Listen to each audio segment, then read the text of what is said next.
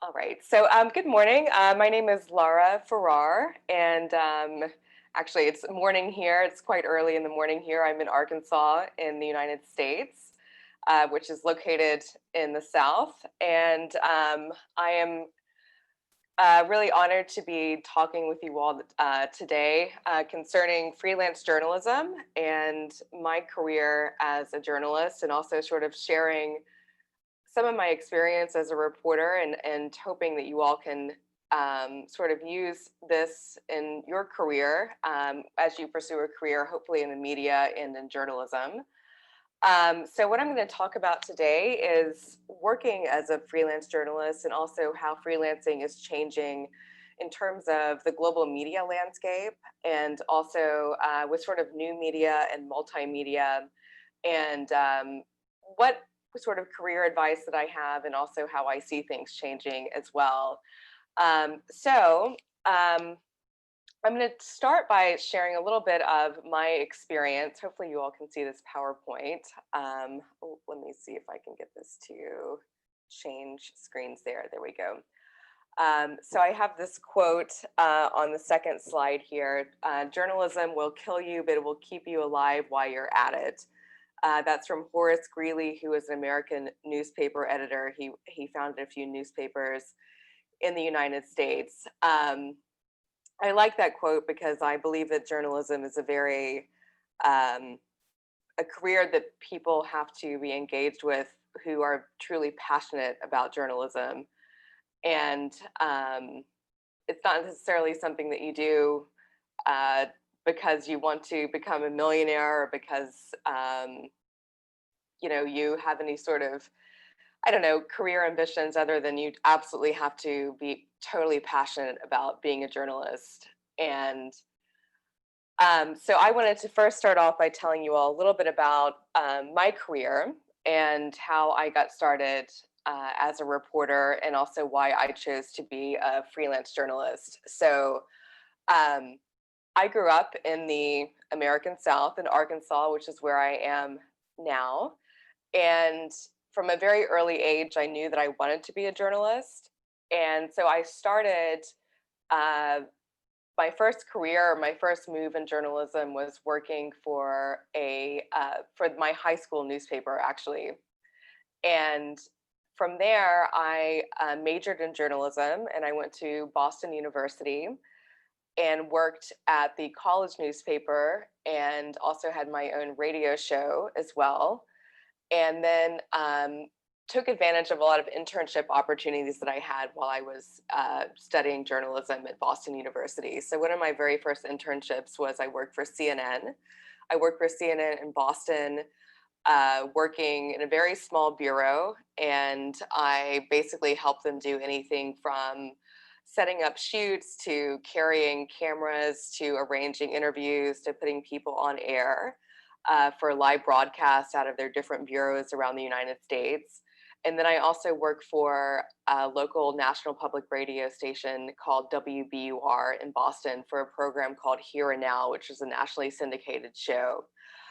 And the reason why, as soon as I graduated from college, I continued with these career opportunities as a freelancer. So I wasn't necessarily sure what exactly I wanted to do within the media industry, but I very quickly got these jobs as a freelancer. So I started to work for WBR as a freelancer, working for their morning broadcast where I was helping produce the local news.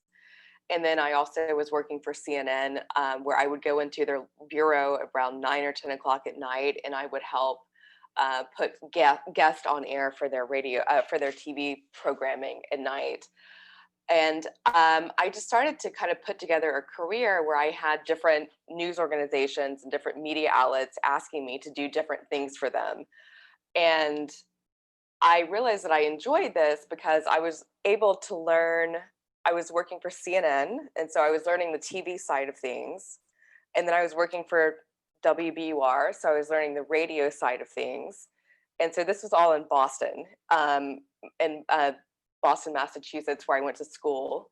And then I was also at the same time getting work from these small newspapers. So Boston has a number of sort of different neighborhoods, different communities and I started working for smaller newspapers there. So I was getting the writing side of things. So I realized this was back in around 2006 when I graduated, when multimedia and new media was actually relatively new in the media industry. So it was still kind of transitioning from a very traditional, one way, one sort of communication model to a multimedia model where you had to know how to do video, you had to know how to write, you had to know how to do radio, take pictures. So I was getting all of these different career opportunities and these different experiences as well. So I really enjoyed the chance to kind of learn these different mediums at the same time. So I worked in Boston for about a year and a half, and decided ultimately to go back to graduate school. The reason I decided to go back to graduate school was because I was working in a newsroom, and I was producing a uh, midday national news broadcast where I was writing this sort of content that I was taking from the news wire. So I was writing AP content, content from Reuters, and I was basically, turning it into broadcast content. And at the time, the United States was very involved in these wars in the Middle East, in Afghanistan and Iraq. There were different things going on, and I realized that I think that at that time I realized that the media industry, um, very much had the power for agenda setting, for um, carrying on sort of nationalist agendas, and perhaps, not necessarily telling, I don't know, both sides of the story. Um, and I thought that I wanted to study more of sort of the theory behind media and communication. So I looked for a program that focused on media and communication, and I found a program at the London School of Economics and applied to that, and ended up going to London after I lived in Boston, where I studied global media and communications at the London School of Economics. That degree was very much focused on how technology, the internet, how globalization was impacting the media industry, and really how sort of we all, see each other through this sort of hyper-mediated landscape. And at the same time that I was in London, I was able to leverage my contacts while I was working for CNN in Boston, and I carried my career with CNN in Boston to CNN International in London. So I continued to work for CNN International there, and then I freelanced a bit in London for some other publications there. While I was in London at the London School of Economics, sorry, I have a cat in the background doing something here. While I was at the London School of Economics, I was planning on going to California after the London School of Economics to finish my degree. So it was a dual degree program. And my first year at the LSE, they started a program in China where you could go study the media industry in China. I had absolutely no knowledge of Asia. I had never planned on going to China. I didn't know Mandarin, just something that was completely not on my career trajectory. And I just had this kind of gut feeling like it might be a really good career move to go to Asia. So I decided to not go to California, not go to the USC School of Annenberg School of Communication, and I decided to move to Shanghai. This was in 2008, right after the Beijing Olympics. If you remember, China sort of had its major coming out party on the global stage in 2008. The Olympics were a huge deal, brought a lot of sort of attention to China and how far China was coming economically, since everything had happened with Deng Xiaoping and the opening up policy, and how far China was just sort of advancing in terms of, the rising middle class, all of the growth that was going on there. So I moved to China in 2008 to finish my master's degree, and also truly I moved there because I felt like it was a good move for my career, more so than anything else. So I landed in China in September of 2008. again, I was able to carry on my freelance career that I had started way back in Boston, working for CNN. And I transitioned my work from Boston to London, then to Shanghai, and I continued to work for CNN there. And then I started to work for local media in China. So I first worked for the Shanghai Daily, which was a state-run newspaper. Then I finished my master's degree and I got a job with the China Daily, which is also a state-run newspaper based in Beijing. So I moved from Shanghai to Beijing and I worked for the China Daily for a year. And then I just slowly started to build my career there and more contacts. And at the time, there was a tremendous news demand from China. So everyone pretty much in the Western world was very interested in what was going on in China. There was a huge just appetite for news from China. So in the time, in a sense, I was very lucky, and I was actually quite right to move there. So within a couple of years of moving to China, I secured a visa with a newspaper called Women's Wear Daily, which actually is a fashion newspaper. Again, I had no background in fashion whatsoever, never been interested in fashion in my life, but they were looking for someone to cover basically the fashion industry in China. So there's a huge rising middle class. There's a lot of money in China. All of these luxury brands are trying to open up stores in China.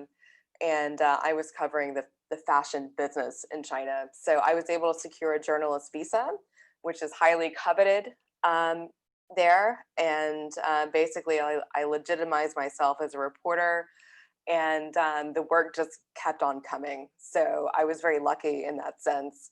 So I stayed in China for about 10 years. I was a freelancer again. So my entire career up until now, I actually have a full-time job now where I live right now in Arkansas, but my entire career since I went to college and graduated from college has been freelance.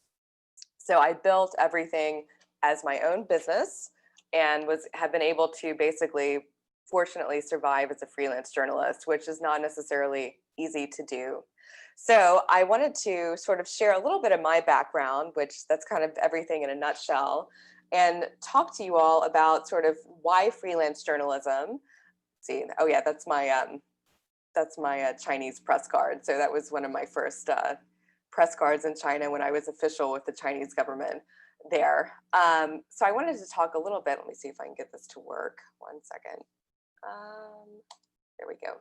So I wanted to talk a little bit about, for those of you all who are studying journalism, whether you're interested in pursuing radio journalism, being a photographer, going into TV, film, documentaries, writing, whatever your interest is, whatever your medium is that you're interested in. I wanted to talk a little bit about why freelance journalism. Why would you choose to be a freelancer? So the first thing is you can avoid something that is very, in journalism, there's very much like a set career trajectory. So there's a kind of a hierarchy. You start out working for like a local newspaper, then maybe you move up to a bigger local newspaper, then you move to a regional newspaper, then you might move to a national newspaper, and then if you're lucky, eventually you might be able to move overseas. For me personally, I've always enjoyed and loved working internationally.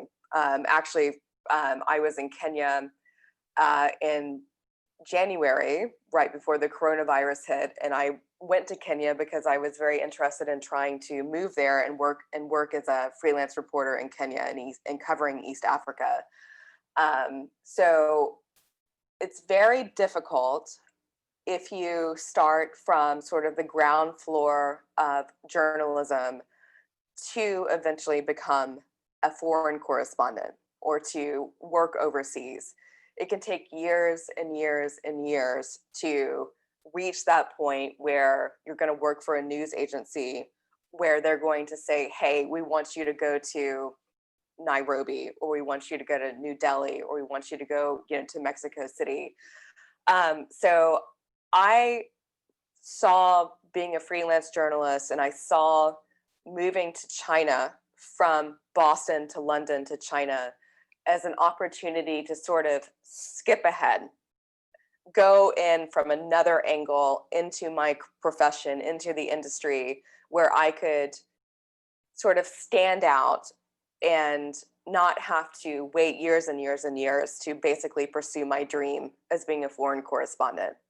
So you can sort of jump ahead, you can sort of skip ahead and maybe find another way into the industry by being a freelance journalist, especially if you have the ambition to work overseas or in another country.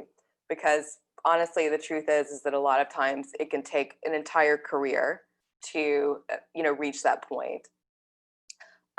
Also, sort of as a side, a lot of news agencies, which kind of goes to the quote that I have at the bottom of the screen. I shared this one of these readings with you prior to this lecture from the Columbia Journalism Review concerning international freelancing. A lot of news agencies have, over the past, I would say, 10 to 15 years, they have closed a lot of their bureaus overseas. So even one of the newspapers that I worked for first, which in Boston was the Boston Globe, they used to have a bureau in London. That's completely gone. Just there's the media industry, as I'm sure you all are aware, has been consolidating, and also they've been very much struggling in the age of new media because ad revenues have been drying up, and basically a lot of media agencies have been struggling to find a business model that is effective in terms of revenue generation. So as a result of this, fortunately and unfortunately, a lot of overseas bureaus have closed, which is a good thing if you are a freelance journalist. The reason is because even though these bureaus have closed, they still need international news. So you have an opportunity as a freelancer to kind of fill in the void of the fact that there are not necessarily that many reporters in Kenya, for example, or in Lagos right now, for example, where obviously there's a lot of conflict and there's a lot of news coming out of Nigeria right now, or South Africa, or even sort of, everything that's been going on in Eastern Africa with terrorism and just that region. There's a lot of opportunity as a freelancer to kind of fill in the gap of media outlets that have closed their bureaus. So also why freelance journalism? Freedom to pursue your own interest. So, a lot of times when you start out as a reporter, you're going to be put on a beat, you're going to be put on a desk, and you're going to have to cover local meetings from City Hall, or, what's going on with who, just very sort of localized small stories. That has its benefits, don't get me wrong. You learn a lot about reporting, you learn a lot about government. There's definitely a benefit to that, but at the same time, being a freelancer, you have a lot of flexibility. If you're interested in covering conflict in East Africa, if you're interested in covering China, if you're interested in covering, trade, anything, you can sort of create your own niche, your own interest, build your own body of knowledge about a certain subject and pursue that. Again, another benefit, you are your own boss. So basically, as a freelancer, obviously you're running your own business. There's actually some programs now, some journalism programs. There's one in Arizona at the University of Arizona at the Walter Cronkite School of Journalism. I believe that they have a program that focuses on specifically freelance journalism, the changing media landscape, and how journalism now is more about understanding business, understanding how to run your own business, how to build your own brand, which moves on to the next point. A lot of media now is becoming more and more personality based. So people follow more so sometimes different journalists. They trust a journalist. They trust a journalist analysis. They trust a journalist opinion more so than necessarily the media outlet. So of course, brand is still important in terms of who you work for. The New York Times still has a brand. The Guardian still has a brand. But at the same time, journalists are also sort of building their own brands too. So you can kind of craft, your image, who you are, and sort of develop a following as a freelancer, and then you can get business because people respect the work that you do. And then also obviously flexibility. So you can kind of, build your own schedule, you can travel, you can do whatever you want to. So coming to the final part of this slide, with fewer staff reporters on the ground, freelance journalists have increasingly become the best and sometimes the only resources for news outlets to gather the facts, details, and color they need to tell the world's stories. So this is very true. You see a lot of freelance journalists who are, winning awards. They're working in war zones. I would say increasingly a lot of conflict globally is covered by freelance journalists. A lot of international news coverage is covered by freelance journalists. So you're very lucky in a sense to be positioned and to be studying in Nairobi in East Africa, because it's a region that has a lot of news happening. It's very important in terms of what's going on diplomatically, international relations-wise between the US and China. There's a lot of obviously Chinese investment there. Still, America is trying to have a foothold in the region. There's a lot of conflict in terms of what's going on relative to the Middle East, with Saudi Arabia, with Iran, with different terrorist organizations. And there's definitely an interest in the region, and there's a demand for news from the region as well. So you're very well positioned there in terms of trying to get started as a freelancer by being based in East Africa. So moving on to the next slide, let me see if I can get this to change. Hopefully I'm not talking too quickly. 1 second. Just 1 second, let's see. There we go. So a little bit about the downsides of working as a freelancer before I move on to sort of how freelancing is changing in a new media environment. So why not work as a freelancer? It's very competitive, as I'm sure you all can imagine.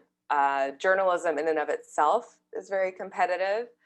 The media industry, in particular in the United States, I believe mostly throughout the world, with probably the exception of countries like China, has been shrinking. There's been a lot of consolidation, like I said before, because of the struggle to find new business models, which I believe many media outlets are still struggling.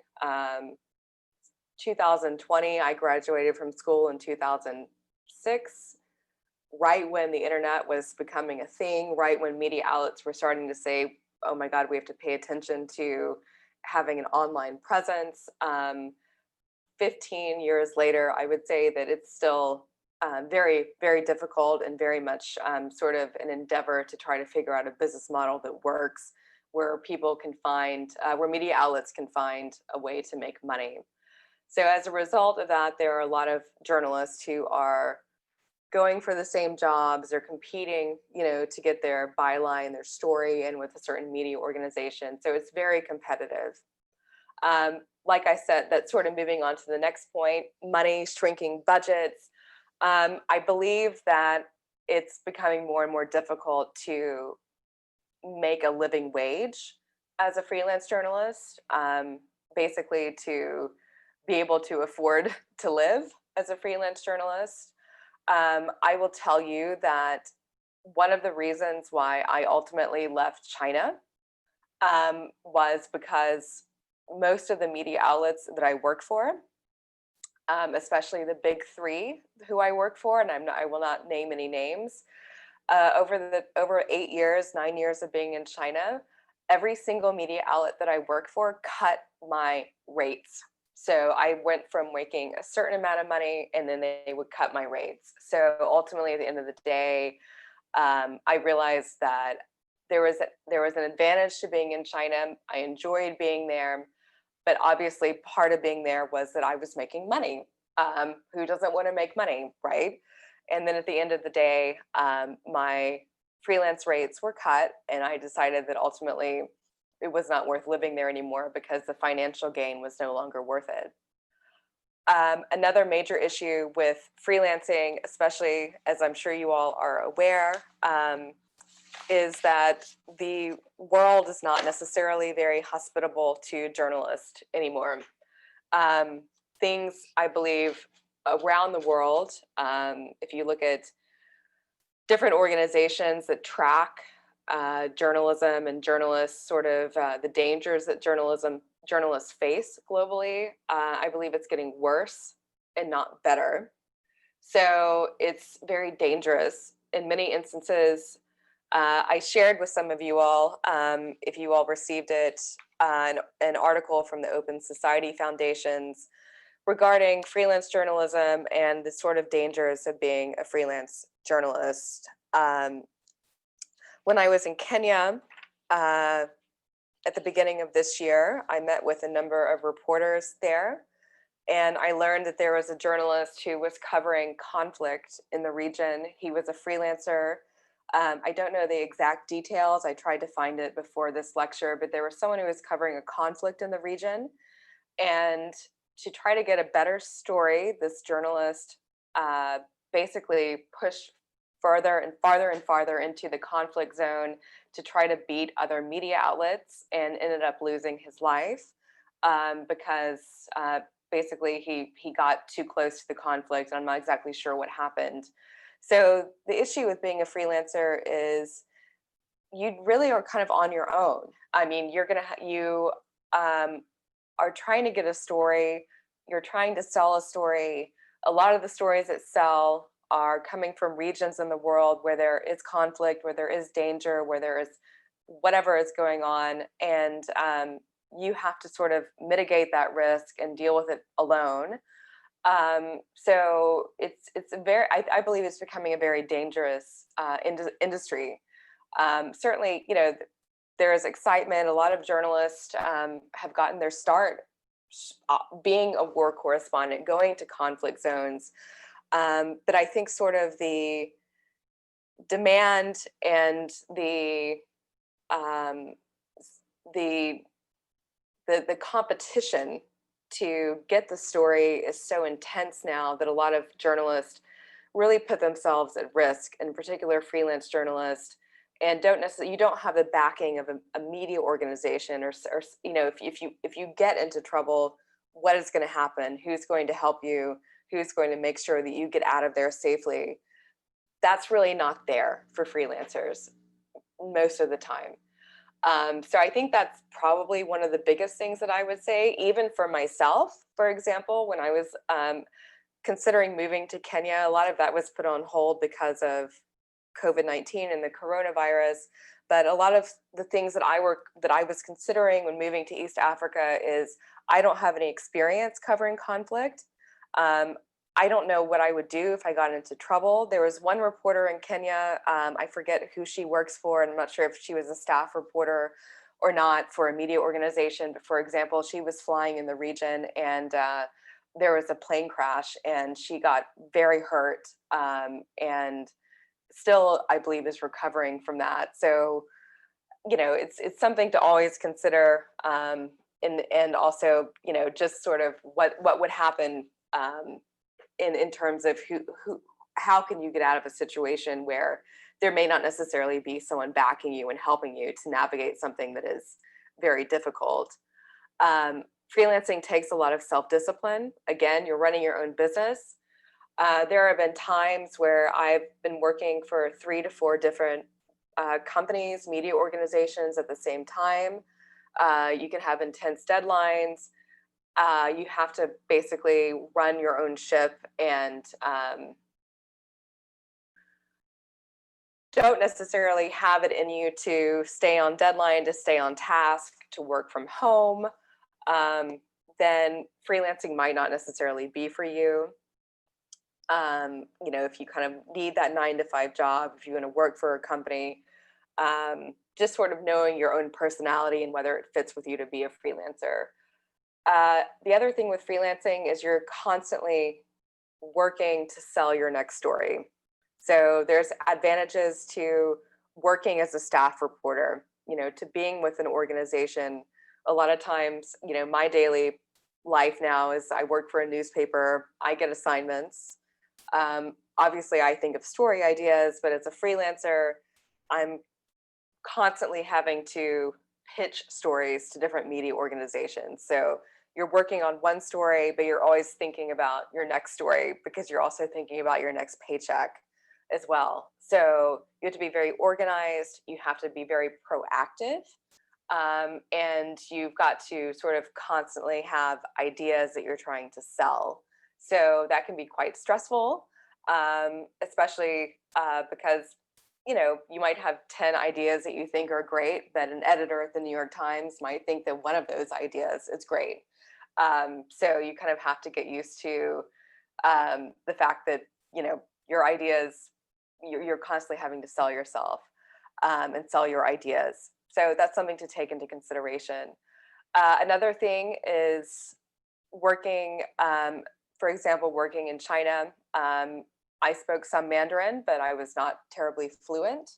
China has many different dialects, and so many times I had to hire someone to work with me, and I was the one who paid for that. So the media organizations that I worked for, sometimes they would pay for my assistant or my fixer, but most of the time I paid for that myself. So there's an additional cost. So that ultimately meant that my bottom line was impacted because those were costs that I had to basically build into my budget.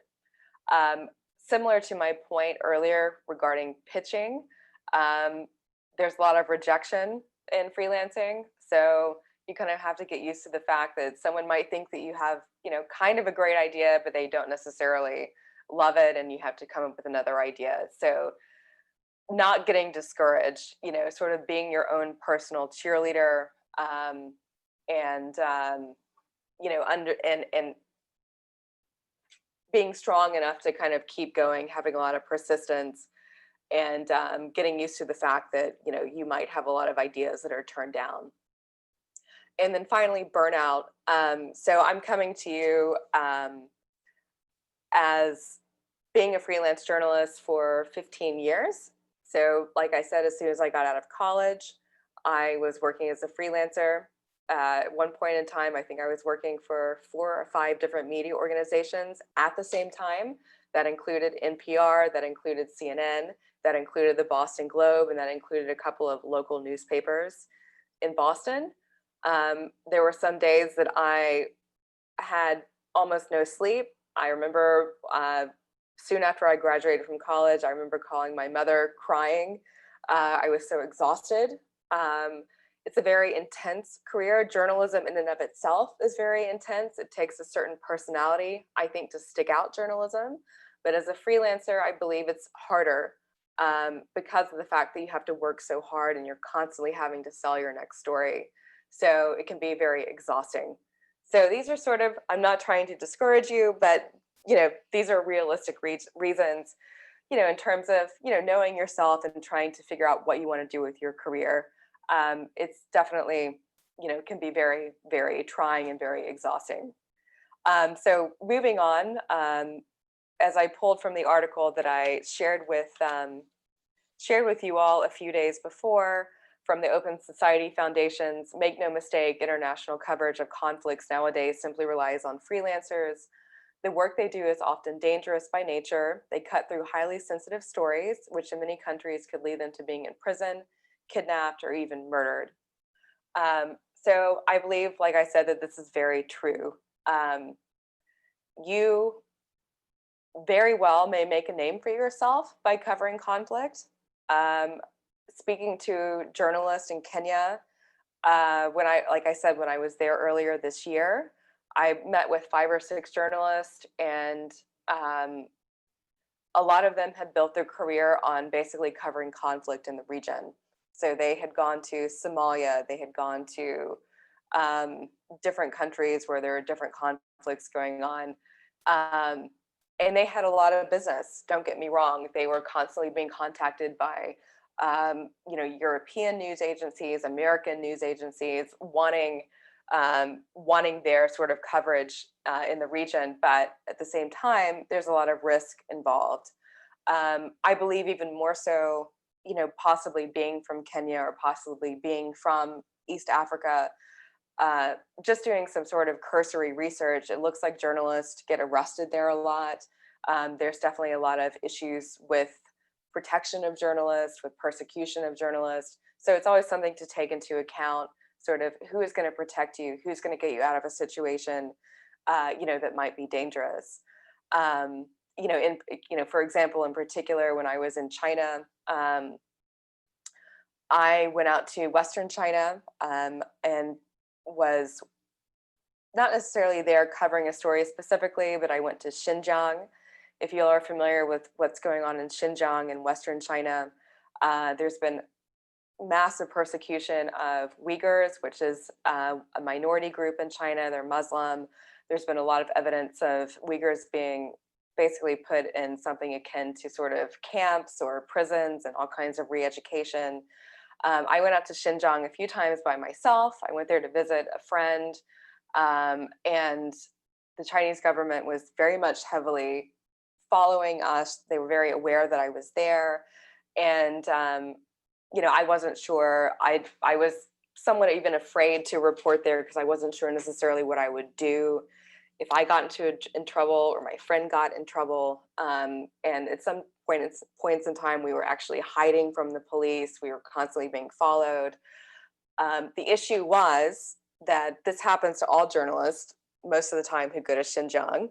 But the issue was I didn't have anyone to call. I didn't have anyone to ask, what do I do? This is happening. What do you recommend that I do? So again, that's always something to take into consideration. I'm really pressing the danger point, the sort of risk and the danger to being a freelancer, because I believe it's probably one of the biggest issues being a freelance journalist today that people need to take into consideration. Again, I'm a journalist. I would love to cover war. I would love to be in a war zone. I think it's super exciting. I hope that I get to do it someday, but at the same time, there's a lot of risk involved, especially working independently. So moving on to the next slide. I hope you all are following this. I'm not talking too quickly. Let me see. Oh yeah, this is a photo. This is a photo from Shenzhen in southern China. I'm sure you all are familiar with Alibaba. So I covered in China a lot of business in China, and every year in China they have something called the Singles Day event, which is annually on November 11th.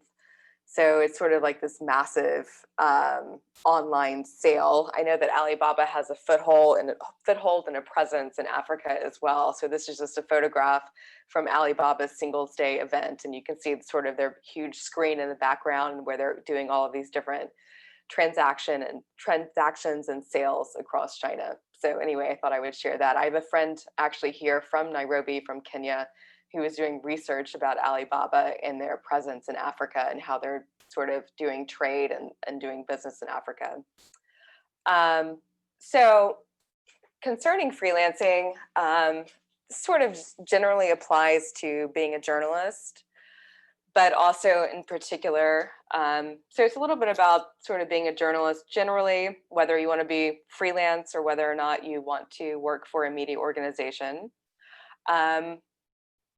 And just sort of some general advice in terms of what has worked for me professionally and kind of building into my career story. A lot of times with journalism, I know that you all are studying news writing. I know that your courses are very heavily focused on multimedia skills, but I believe that these sort of main things apply across the board. So whatever you want to do with your career, whether you want to be a web designer, whether you want to make a film, whatever you want to do within the media industry in general. The media industry is very competitive. A lot of industries are very competitive, but I believe the media industry is special in the sense that you really have to work hard to sort of have an advantage.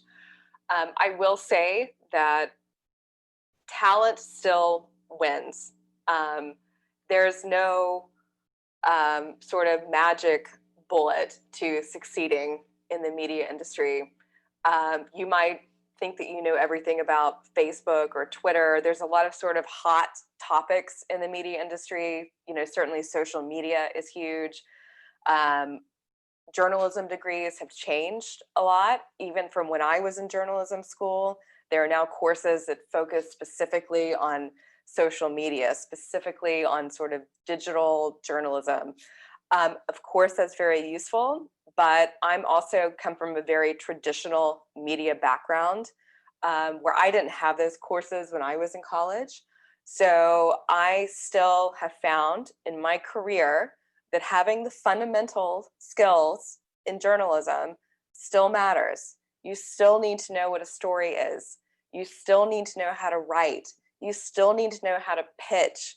You still need to understand what a source is. It may not seem like it because there's kind of all of these things going on in the media industry with learning all of these digital skills, which are very important. Don't get me wrong, but the fundamental skills of journalism, whatever you're learning in your classes, news writing and reporting, still matter. That is still what has gotten me ahead in my career, is basically being a good journalist, knowing my ethics, knowing how to find a source, knowing how to ask questions, knowing where to look for information, knowing what a good story is. These things still matter. I really want to stress that. So there are a lot of things that are sort of very flashy and very sort of, you know, like fancy and whatever. Yes, those are important, but make sure you learn the fundamentals of what being a reporter is. So how do you succeed? You're in Nairobi, you're studying at the Africa Digital Media Institute. I visited your campus, I've been there before. It's very interesting, it's very impressive, certainly very new for the region. It's great. I think it's going to help you a lot. It's going to get people's attention. Use your networks, use your professors there to get internships. Internships in the journalism world a lot of times turn into jobs. So my internship that I had in Boston with WBUR, which is an NPR affiliate, National Public Radio, it turned into a job for me. My internship with CNN turned into a job for me. So I don't care what the internship is. Internships are very important, which goes into the next point of networking. Um, meet with anyone and everyone who you can meet with. Contacts are very important in this industry. It is very unfortunate, but a lot of times jobs in the journalism world come from who you know, who you have met, the introductions you can find.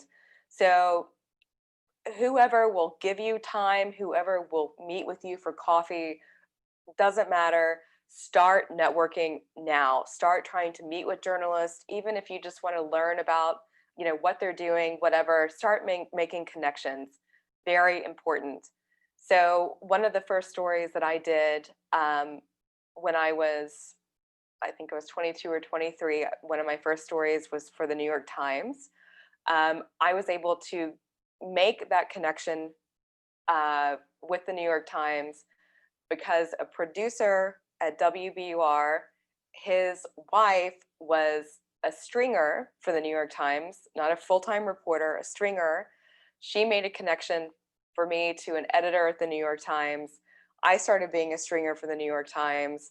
I ended up getting connected with an editor at the New York Times. I pitched them a story. They were interested in the story. I never worked for them before, and they took the story on spec, which means that they basically told me, we will accept your story, but we're not going to pay you for it unless we like it.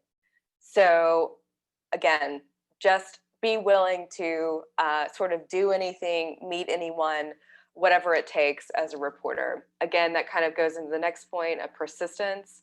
Don't give up. Develop a thick skin. Realize that people are going to tell you no. People are going to be rude to you. People are not going to want to meet with you. You have to just sort of put on blinders to that, not get emotional, stay strong, and keep moving forward and trying to pitch stories and meet as many people as you can. One thing that I want to mention to the next bullet point is being contrarian. So basically going against sort of trends, going against, what everyone else is doing. So throughout my career, I have normally gravitated towards things that people were not necessarily doing. I believe this is very important in journalism. For example, when I started my career in Boston, working for the Boston Globe, working for WBUR, I had a huge interest initially in Latin America. So my initial career ambition was to actually work as a foreign correspondent in Latin America. I wanted to work in Brazil or in Peru or just somewhere in the region. So I studied Spanish. I developed a language skill. And in Boston, there are some pretty major diasporas from Central and South America, from Guatemala, from Brazil. And I realized that there were basically no journalists who were writing about these communities. And given the fact that I had the language skill, given the fact that I had an interest in Latin America, I had spent some time in Peru. I knew something about Latin American politics. It was just a personal interest of mine. I started to write about these communities in Boston, and there was a market for my stories. So I wrote about different cultural events, different things that were going on in the Boston area with these different diasporas there. And I was able to start to make a living because I was covering something that no one else was covering. Very important. This is, I believe, one of the key things with working as a freelancer is just kind of study the market, think about your own interest, and to find something that people are not necessarily writing or reporting about. So along this point, continuing on, when I first started to work for CNN, so one of my first internships, as I mentioned before, I did an internship with CNN in Boston. I also did an internship with CNN in London when I was an undergraduate. At the time, working for CNN, CNN.com, CNNinternational.com was a very new thing. So CNN was just starting to kind of have an online presence. A lot of people at CNN did not necessarily, they were TV people. They wanted to be on TV. They were broadcast journalists. They did not necessarily want to write for the web. I remember sitting in the London bureau and I looked over, there was a very small web team. This was back in 2004. And I thought, I bet that they need someone to write some articles for them. So I went over to them, I pitched them the story idea. And one of my very first stories that I ever did at age 20 was on CNNinternational.com. I'm pretty sure you can still find it somewhere. I wrote about something regarding elephants and ivory and something in London. But I realized that that was a way for me to have experience, to showcase my work as an intern, because simply it was something a lot of people were not doing. Like with China, I moved to China. It was just a gut feeling. I trusted my instinct on that. I felt like it was an emerging market. I felt like there was going to be a huge appetite for news from China. So instead of going to Los Angeles, to one of the top communication schools in the United States, in the world, Annenberg is one of the best schools you can go to. I abandoned that idea and I moved to China. Turned out to be one of the best decisions that I made in my life. When I was in Kenya in January, like I said, I met with a couple of reporters. A lot of reporters in Kenya, they cover conflict. If I were to move to Kenya, if I were to pursue this idea, I would probably focus on China in Kenya. Why? I have the knowledge, I have the expertise, but also there's not necessarily a lot of journalists who are focusing on what China is doing in Africa. So it's coming up with something that kind of goes against the grain, goes against, what everyone else is doing. So you can kind of create a brand, an identity, a knowledge, a beat, a niche for yourself, and you can get ahead of other people who are kind of doing, whatever anyone else is doing. Professional organizations are very important. I know that there's a journalism, some type of professional journalism organization in East Africa. join that organization, go to their meetings if they're having them now, meet as many people as you can. Language skills are very important. You have an advantage because I'm sure that many of you speak Swahili or a local dialect that a lot of foreign reporters don't necessarily speak.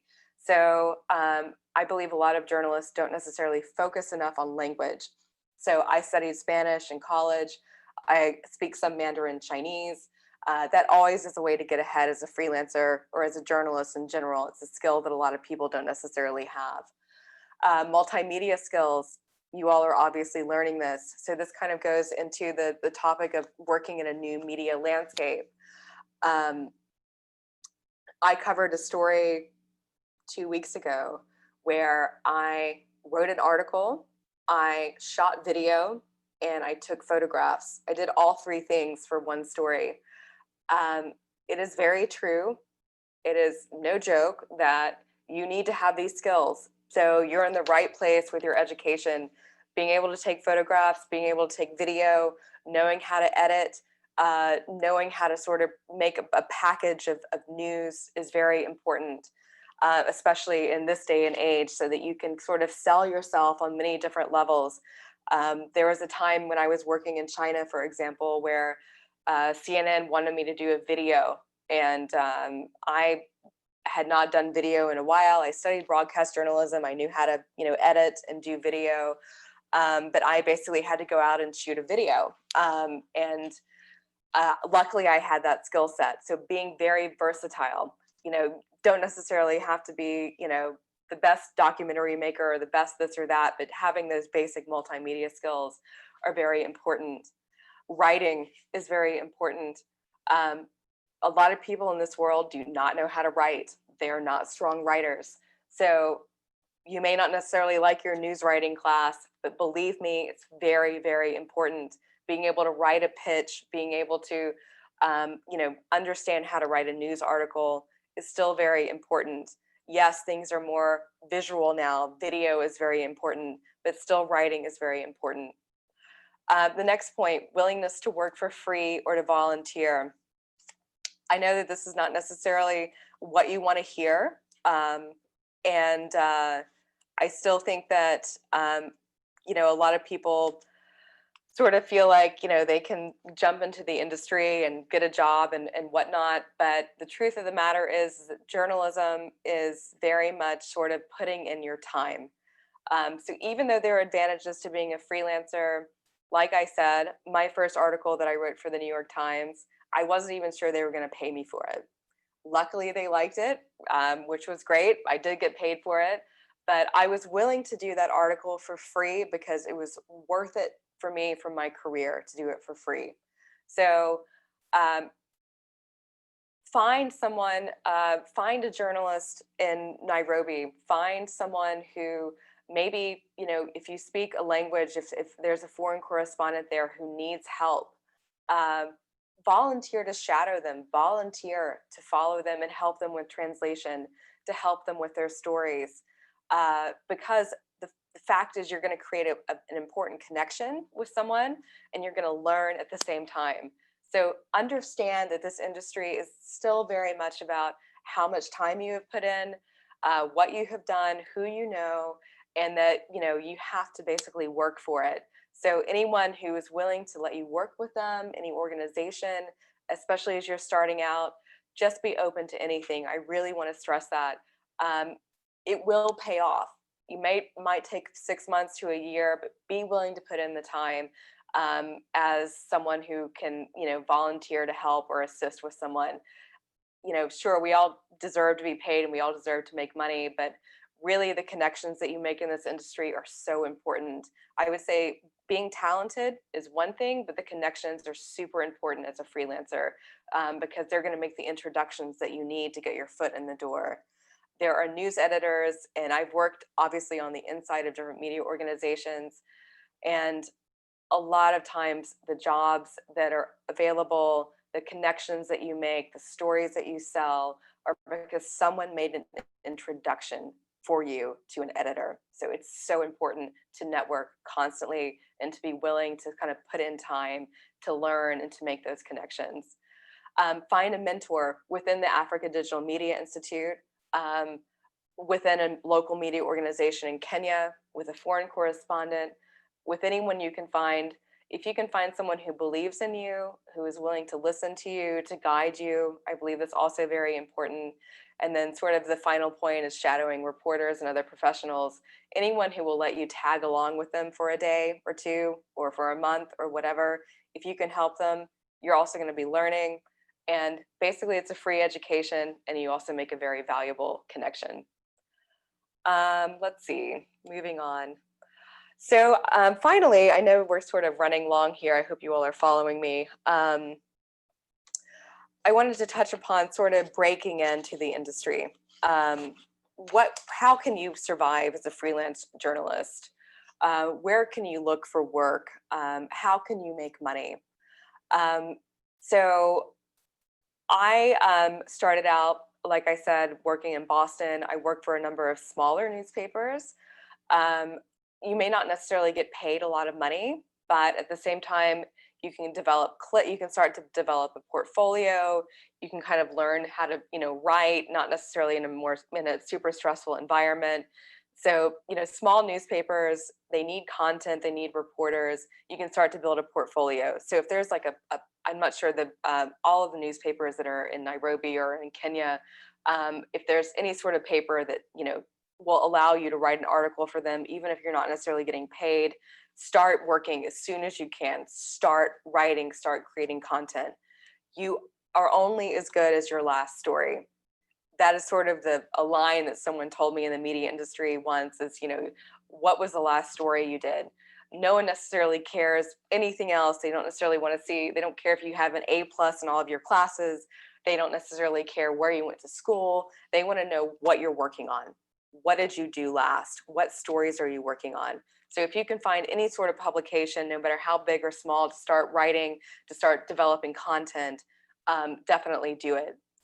Local media.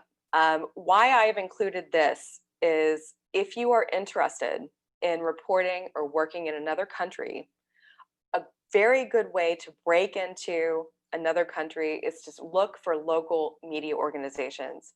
So for example, I moved to China. I worked for the China Daily for a year. It's a state-run newspaper. It's run by the Chinese government for various obvious reasons. There's, some disadvantages to that. However, I was able to secure a job. I was able to learn a lot about the Chinese media, a lot about China. And basically, I was able to stay in the country.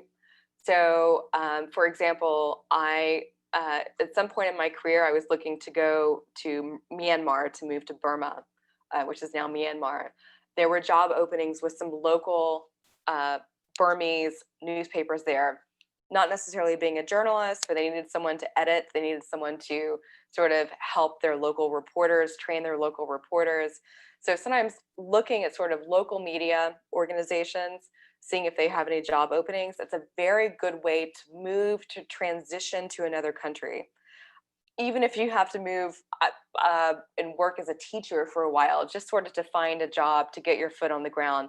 There are a lot of journalists who I met who worked in China, who started out working as the China Daily, started out working with the China Daily. It was a way to kind of get your foot in the door and get in the country. Trade magazines. So trade magazines are publications that cover something very specific, like the auto industry, the fashion industry, oil and gas industry. Not always the most exciting work, but they tend to pay well. And also they can provide steady work as a freelancer. So one of my main jobs in China was I worked for a trade publication. I worked for Women's Wear Daily. I covered fashion. It's a very niche market, but it provided me with an income. I could survive. It provided me with a visa.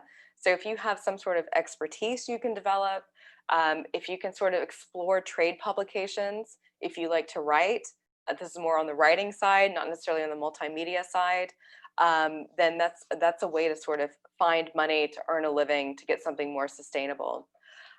Very important, and I believe you all are at an advantage being in East Africa, is starting your own website, starting your own blog.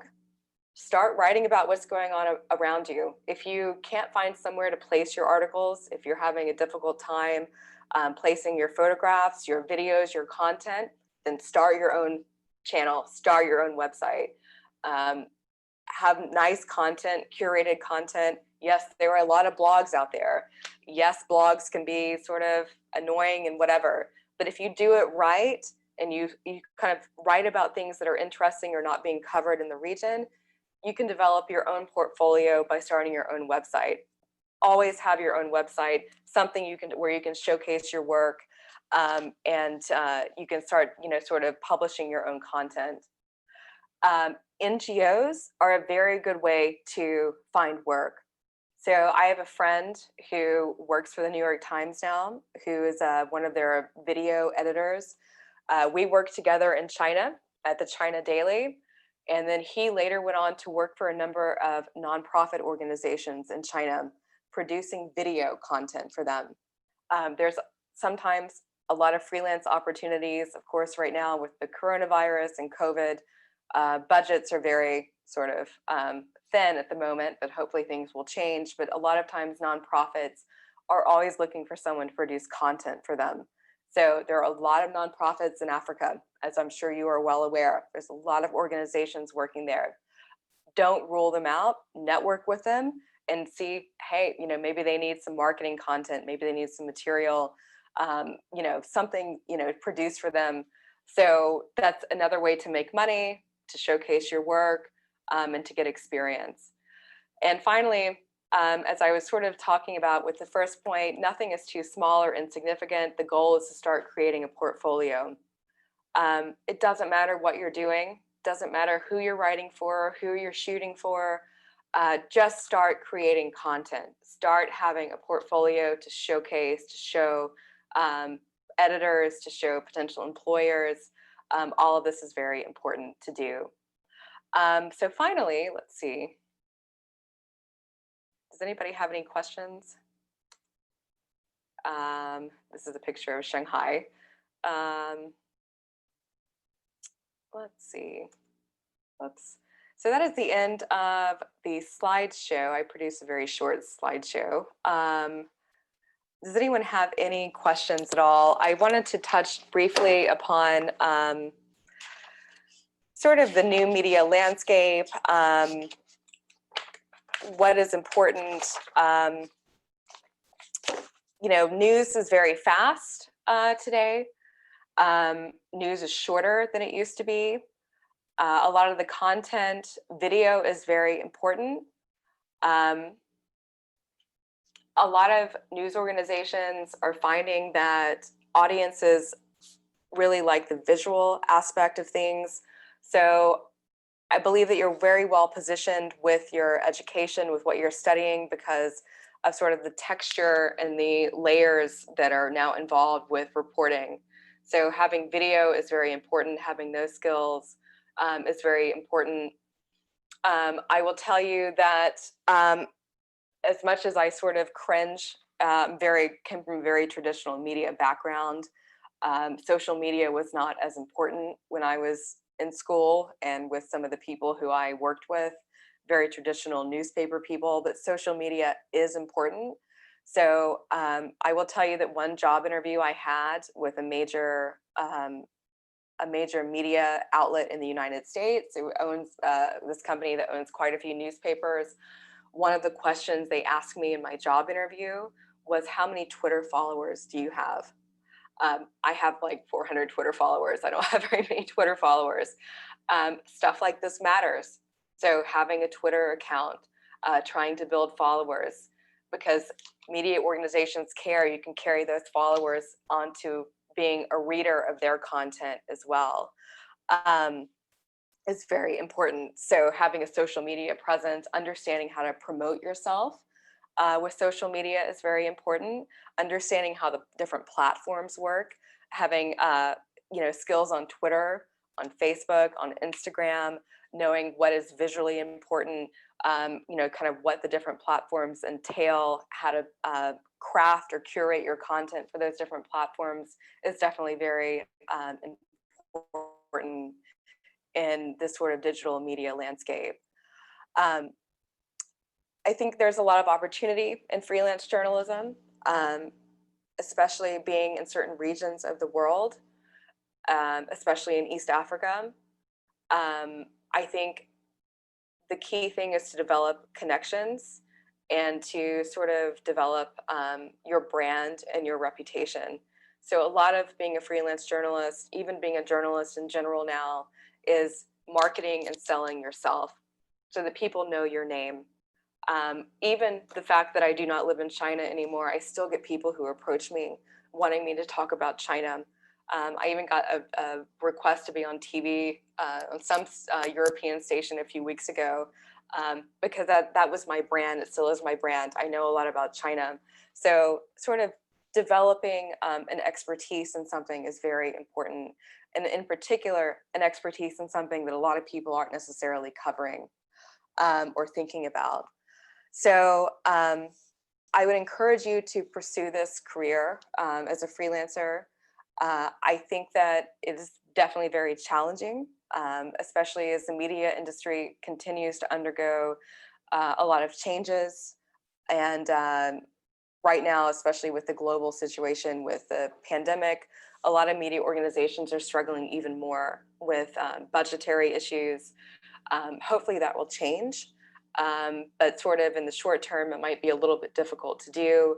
So I would encourage you to continue to develop as many multimedia skills as you can, but also don't abandon traditional journalism.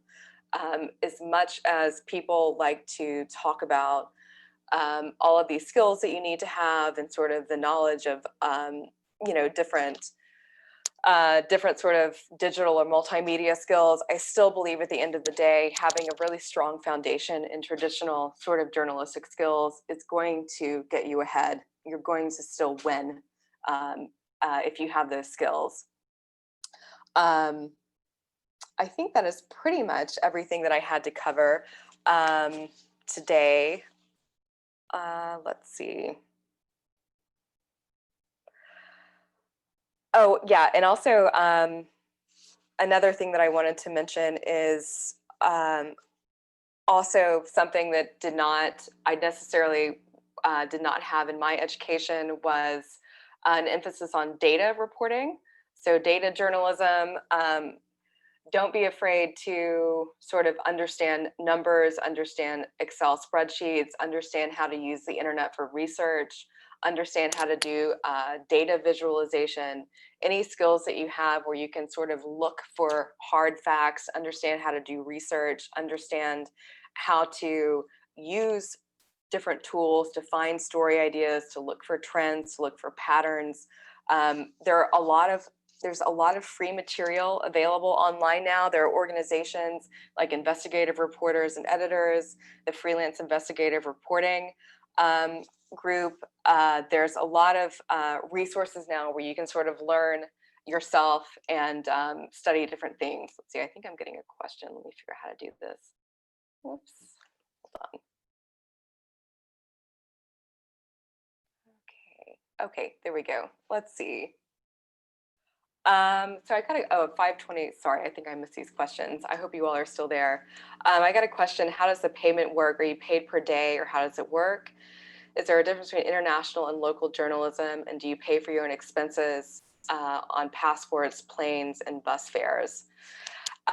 Yes, so payment as a freelance journalist.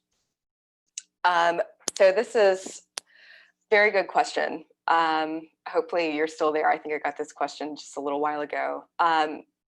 Usually as a freelancer, you are paid by the article.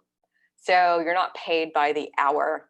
So for example, when I do a story, or sometimes you're paid by the word, or if you're doing radio, for example, I'm not sure if it's still true today, but National Public Radio pays by the minute. So if you have a 5-minute piece that runs on National Public Radio, you might be paid, I don't know, $100 per minute. So you will be paid a rate per piece. So sometimes it depends on who you're working for. So for example, when I worked for Women's Wear Daily, I was paid by word. When I worked for CNN, I was paid by the piece. When I worked for NPR, I was paid by the minute. And then with video, I'm not sure with video so much, you might be paid sort of for a project. In terms of expenses, a lot of times as a freelancer, a lot of times your expenses are not covered. So that goes back to sort of the whole running your own business aspect. In some instances, if you're lucky, depending on who you're working for, they will reimburse you for transportation. They will reimburse you for hotels, etc. But a lot of times they won't as well. So depending on where you live, so for example, in the United States, if I were to travel and work on a story for someone and they don't necessarily cover my travel, I can sort of write it, I can include it as a tax write-off for my business expenses. But unfortunately, a lot of media organizations do not pay for travel anymore. You might get travel covered if you're working for, let's say, a magazine that covers, I don't know, food and beverage, or like a wine and gourmet. Like a lot of times, sort of more entertainment based publications might pay for travel, but it's becoming more and more rare. So a lot of times when I reported in other countries, for example, when I was living in China and I went to Myanmar, I did some stories in Myanmar.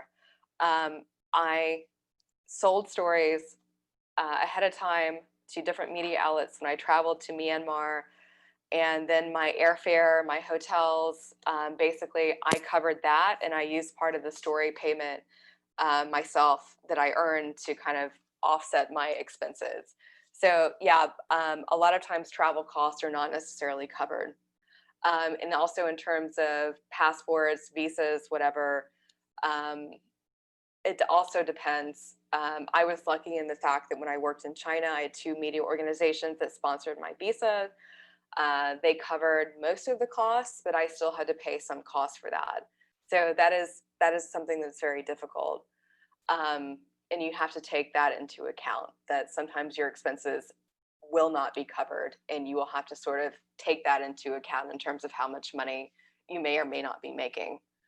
But you know, again, the positive side is that you have this amazing career where you get to travel, you get to cover stories, you get to do you know, really interesting work. So there's always sort of a benefit. You know, a lot of journalists don't stay in journalism. They are not journalists because they want to be millionaires. They're in journalism because they simply love what they do. So that's something, you know, I certainly have stayed in this career. I've debated whether I was going to stay in journalism. I've debated leaving journalism. I'm still a journalist because I simply really love what I do. And I believe that the payoff in terms of what I get to do on a daily basis and what I learn far offsets sort of the financial gain, which is sometimes not very much. Another question: how do you protect yourself from harm? Well, that's a good question. I guess the short answer would be don't be stupid. You know, don't put yourself in harm's way. I would say that I'm not sure there's an easy answer to that. There's certainly training that you can find. Journalists, you know, undergo training in terms of working in conflict zones. I'm sure there are resources that you can find online. But I would say probably the short answer to that is just, you know, don't be stupid. Don't go into a situation that you don't know what's going on. You're not familiar with what's happening in terms of you know, different organizations or different, I don't know, groups or whatever. If there's any sort of conflict going on, make sure that you're well aware of the situation. Make sure that you have contacts possibly within you know, different organizations or whatever, who can feed you with information that will keep you safe. But really just sort of making sure that you're very educated about a situation, that you know what the potential risks are, that you have contacts potentially who could help you get out of a situation, and just not putting yourself in harm's way is really important. Just not being stupid, for example. You know, for example, when I was working as a journalist in China, I had an opportunity to go to Pakistan I was going to go to Pakistan. At the time, there was some pretty bad conflict going on. I would have gone, but it was quite dangerous to go at the time. And trust your instincts. My instinct was, this is not a good idea to go, especially as an American. Americans are not really heavily liked in Pakistan necessarily. My instinct said, don't go. And so I did not go. So also just kind of trusting your instincts, developing a new sense, developing your instincts, and not going into a situation where you don't feel comfortable. If you don't feel comfortable, if you don't know what's going on, then you probably shouldn't be going into that situation, would be my advice. Another question, are the paparazzi part of freelance journalists? Yes, they are. A lot of paparazzi are freelance journalists, but it's not something that I necessarily do. So for those of you who are not familiar with paparazzi, they basically chase around celebrities or famous people and try to get pictures of them. They can make a lot of money from getting these photographs. So absolutely, they are freelance journalists. Not necessarily the most respected, I would say, by people who are serious in the field. But yes, they are freelance journalists. That can also be quite dangerous as well. You're basically trying to get the best photographs or video or whatever you can get of a person, and you can sometimes sell it for quite a bit of money. So yes, they are. And then another question, what is meant when one joins freelance journalism? Does he or she have to be ready to do business? Yes, you do. So you're running your own business. Basically, as a freelance journalist, you kind of have to view yourself as your company, as your brand. And you have to be able to sort of figure out how you're going to, where your money is going to come from. So as a freelancer, I sort of was always assessing where my income was coming from. I had to sort of balance working for more high profile media outlets. So working for the New York Times, for example, writing an article for the Wall Street Journal, writing an article for The Economist. These organizations would help build my brand, would help me get more business. They may not necessarily pay as much though. So then I had to offset that by working for a trade magazine, which maybe was not as high profile, but would pay me more money. So, and then I also would do freelance public relations work. So I would write press releases for different companies. I would do research projects. So I was always sort of having 3, 4, maybe even 5 things going on at once. So you're always kind of figuring out where am I going to get my income? What decisions, what opportunities do I have to build my reputation, to build my brand, but also what can I have as consistent work? So you're always having to analyze sort of what can I do? Where's my money coming from?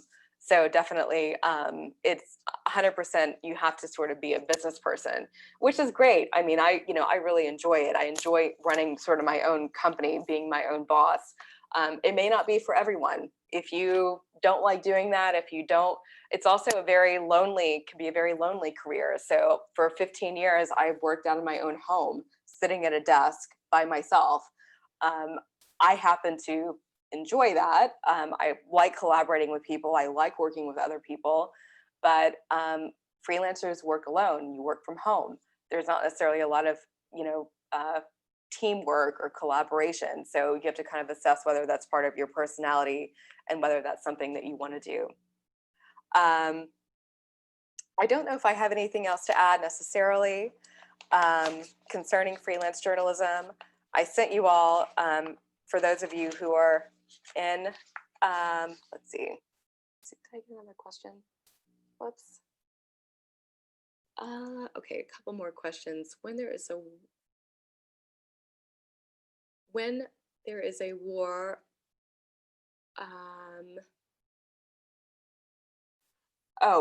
so if you are in a conflict zone, so I got a question, if you are like covering a conflict, will someone come help you, or will you have to find a way home or a way out? No, I don't think people will come help you. That's a risk that you have to take into consideration, is if something goes wrong, can you get out? It depends. I would say that if you're working in another country and something goes wrong, you might be able to call your embassy. You might be able to get help. but that's not necessarily guaranteed. It's not necessarily guaranteed for any reporter, but as a freelancer, you're very much on your own. And I think there are a number of stories out there of freelancers who have gotten into trouble covering conflicts and have really come into, considerable dangerous situations. So yeah, you might have to find a way out by yourself. Certainly that's a risk. In China, for example, when I was working in China, there were times when I had the government come after me, where I had things happen when I was there. And, I could call the American embassy and I could, try to find help. And I'm not saying that I didn't have people who were concerned in helping me, but at the end of the day, I didn't have the support of a media organization. I was very much alone and having to figure things out by myself. It's not necessarily for everyone. It didn't bother me so much, but you have to take into consideration you don't have necessarily a huge media organization behind you to help you when you're a freelancer. I think that's really important to consider, especially if you're going to be covering any type of conflict or going to a country where there's any sort of type of danger. Another question: when things get out of hand, like no food or water. Oh, that's the same question. All right, so that was the same question. No, you can't be certain that anyone's going to come for you or to help you. They might. It depends on where you are, what the political situation is, what the relationship your government has with that country. So nothing is ever guaranteed necessarily. So I think that's pretty much it. We're running at about an hour and a half. Does anyone have any other questions? I'm trying to think if there's anything else that I have to add. I shared some articles with you all from the New York Times and from I believe there was one from the Guardian newspaper. Let me see, am I missing anything else? Oh, another question: does the reward of your work depend fully with your boss, like salaries? So I think the question is about like whether or not you get paid more money or how freelance rates are determined. It's strictly the policy of the media organization. Usually media organizations with freelancers, they have a set rate. So for example, I'm just talking hypothetically here, the New York Times might pay you $700 an article. They might pay you $100 per photograph. Usually it's a set rate. There's very little room oftentimes for negotiation. But this kind of goes back to the original argument of developing your own brand. If you have more of a brand, if you have more experience, sometimes you can negotiate more money if there's more demand for your work. But a lot of times, unfortunately, because there are so many journalists out there, there are so many people willing to do work, you have kind of little negotiating leeway for negotiation. A lot of times media organizations have a rate. They are going to tell you, we're going to pay you this amount of money, and then that's it. So if you won a Pulitzer Prize, if you have several books or whatever, you can get paid more money, but sometimes it's very difficult to negotiate higher rates as well. Let me see. I think that is pretty much, am I missing any questions? Yep, so I think I've answered all the questions. Does anyone else have any other questions?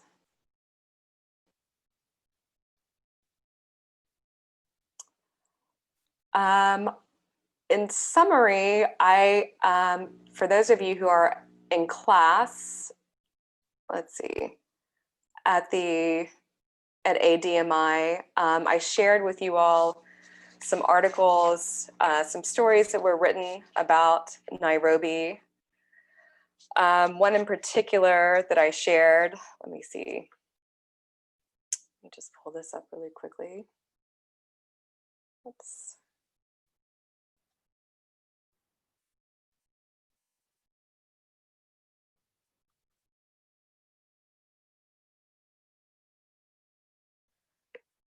So I shared with you all a few articles that I found with the New York Times. This one was about a neighborhood in Nairobi that is apparently turning into sort of a district for local designers and artists. I think it's in Karen. I believe that's how you pronounce it. Just to give you an idea of sort of, what is a story that you might be able to sell to an international media outlet? Why was the New York Times interested in this story? A lot of times you have to, always judge and let me see. Oops, is this sharing or not? Oops. Okay, I think that's sharing. There we go. Oops. So anyway, I'm not sure if you all can see this or not, but trying to share my screen.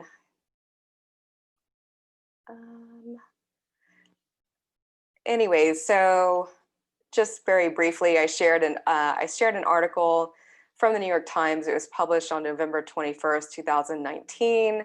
It was about the Karen neighborhood, suburb of Nairobi, where there are a lot of local artists who are emerging or opening up stores. Just to give you an idea of sort of, what would be an article that would be interesting. Why would this article be interesting to the New York Times? You always have to judge your audience. Who is your audience? For those of you who live in Nairobi, this may not necessarily be news to you. You might know that there are all of these sort of businesses popping up, but you have to always take into consideration that someone who is living in the United States or living in Europe, a lot of the images that people see of Kenya or of Africa are what? Their conflict, their slums, their poverty. So why did this article sell? It sold because this is something that's different, something that's unexpected, something that people don't always associate, with Kenya or with Nairobi or with Africa. There are always certain sort of stereotypes. There's always certain images that are carried on throughout different Western media organizations. So always thinking of something that maybe might be counterintuitive or new or something would be an article that might sell to another media organization. So I think that I'm going to sort of wrap that up for now because we've been talking for quite a while. Unless anyone has any other questions, I think that should be it.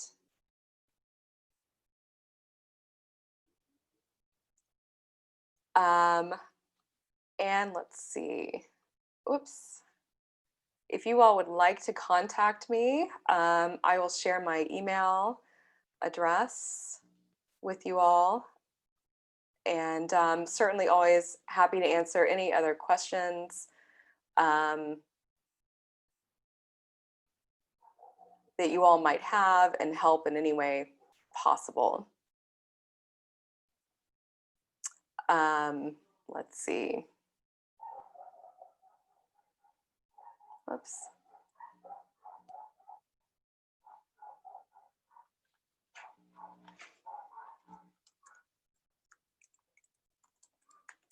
So if you would like to contact me, you can email me at this email address. And I think that should probably do it for today. So thank you all very much for your time. I hope that this has been useful. I would encourage you to stick with it and to not get discouraged and, to meet as many people as you can. Multimedia skills are very important, but also having traditional journalism skills, knowing what a good story is, knowing how to pitch an editor is also very important too. So I will wrap that up here. And I think that should be it. So thank you all very much. And I hope to hear from you all again. Feel free to contact me if you need any more information.